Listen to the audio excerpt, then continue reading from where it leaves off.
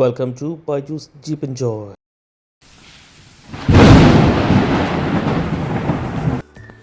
ബാലിയിലെ രണ്ടാമത്തെ ദിവസമായിരുന്നു കേട്ടോ. അപ്പോൾ ഞങ്ങൾ അവിടെ ഒന്ന് ചെറുതായിട്ട് കറങ്ങാൻ പോകുന്ന സംഭവമാണ്. നമ്മളവിടെ സ്ട്രീറ്റ് വഴിയൊക്കെ സഞ്ചരിക്കുമ്പോൾ നമുക്കിവിടെ ഒത്തിരി അമ്പലങ്ങൾ കാണാൻ പറ്റും. ഇവിടെ നമ്മുടെ എന്താ പറയുക, നമ്മളെ കൊണ്ടുപോയ നമ്മുടെ ഡ്രൈവർ പറഞ്ഞത് ഇവിടെ ഓരോ വീടുകളിലും ഓരോ അമ്പലം വെച്ചുണ്ടെന്നാണ്. നമുക്ക് സൈഡിലൂടെ റോഡിൻ്റെ സൈഡിലൂടെ കാണാം. നമുക്ക് ഇങ്ങനെ അമ്പലങ്ങൾ ഒത്തിരി അമ്പലങ്ങൾ കാണാം നമുക്ക്. പിന്നെന്താ വെച്ചാൽ നമ്മുടെ ഒരു ഇന്ത്യൻ സ്റ്റൈല് സ്ട്രീറ്റുകളൊക്കെയാണ് കേട്ടോ. റോഡിനൊക്കെ വീതി തീരെ കുറവാണ്. കണ്ട വണ്ടികളെല്ലാം പാർക്ക് ചെയ്തിട്ടുണ്ട്. ഒരു വണ്ടി അപ്പുറത്ത് വന്നാൽ നമ്മളിവിടെ സ്റ്റോപ്പ് ചെയ്താലേ കടന്നു പോകത്തുള്ളൂ. ചെറിയ റോഡുകളാണ്, ഉള്ളേരിയയിലാട്ടോ ഇങ്ങനെ. അപ്പോൾ അവിടെ ഒത്തിരി വീതിയുള്ള വഴികളൊക്കെ ഉണ്ട്. എന്നാലും നമ്മൾ ഈ ഉള്ളേരിയകളിൽ സഞ്ചരിക്കുമ്പോൾ ഇത്തിരി പാടാണ് ഡ്രൈവ് ചെയ്യാനായിട്ട്. കേട്ടോ, ഒരു സ്കൂട്ടർ പാർക്ക് ചെയ്തിട്ടുണ്ട്, നടുക്കേട്ടാണ് വെച്ചിരിക്കുന്നത്. നമ്മുടെ ഒരു ശരിക്കും പറഞ്ഞാൽ നമ്മുടെ ഒരു സ്റ്റൈൽ, നമ്മുടെ ഒരു കൾച്ചർ, നമ്മുടെ ഇന്ത്യൻ സെറ്റപ്പാണ് അവിടെ കൂടുതലും.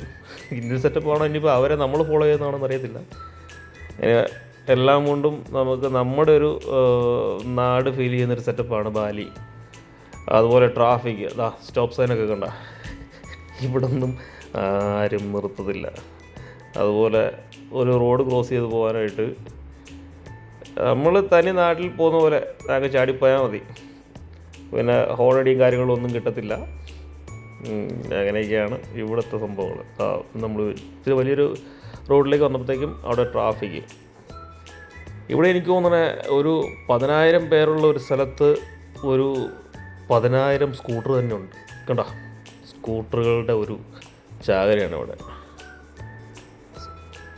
ഒരു വീട്ടിൽ 2 സ്കൂട്ടർ വെച്ചുണ്ടെന്നാണ് നമ്മുടെ പൈലറ്റ് നമ്മളോട് പറഞ്ഞത്. കുറേ നല്ല സ്ഥലങ്ങൾ നമുക്ക് കാണാനുള്ളതുണ്ട് കേട്ടോ. ഞാൻ കുറച്ചൊക്കെ പോയിട്ടുള്ളൂ. ഞാൻ ആകെ 3 ദിവസം ഉണ്ടായിരുന്നുള്ളൂ. കുറേ ഏരിയകളൊക്കെ ഞങ്ങൾ കറങ്ങി.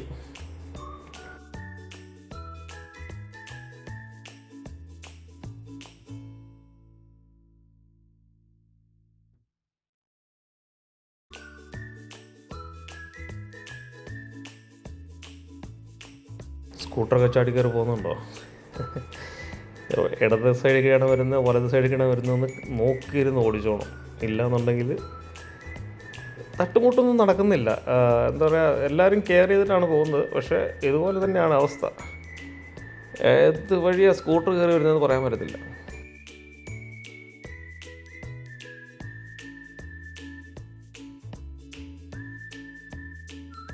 ഇവിടെ ഒരുപാട് സ്ഥലങ്ങളിൽ ശ്രീകൃഷ്ണൻ്റെയും അതുപോലെ അങ്ങനെയുള്ള ഒത്തിരി പ്രതിമകൾ നമുക്കിവിടെ കാണാൻ പറ്റും.